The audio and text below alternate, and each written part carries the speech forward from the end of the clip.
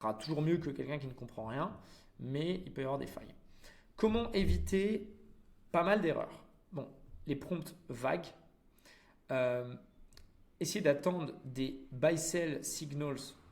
Il y a une manière de le faire, on la verra sûrement dans la formation, mais vous pouvez, vous devez, selon moi, euh, utiliser l'IA pour avoir un contexte fondamental, pas pour lui demander quand acheter, quand vendre. Parce que l'IA, en l'occurrence, n'a pas forcément tout le contexte sur combien vous avez d'argent, où est-ce que vous faites des erreurs, et derrière, elle ne sera pas là pour prendre les responsabilités.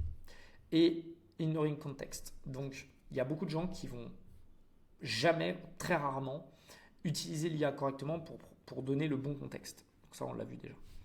Ensuite, hop, les techniques avancées de prompting sur ChatGPT pour le trading. Donc, il faut lui donner un persona qu'on va lui assigner et qui va lui donner la compétence de ces personnes. Imagine qu'elle parle comme un étudiant, elle ne va pas parler de la même manière que si elle est diplômée dans ce sujet, dans ce secteur. Donc la plupart des IA, elles vont s'adapter à vous ou elles vont se mettre en mode basique. Donc si vous parlez comme un Google, elle va vous répondre comme un Google.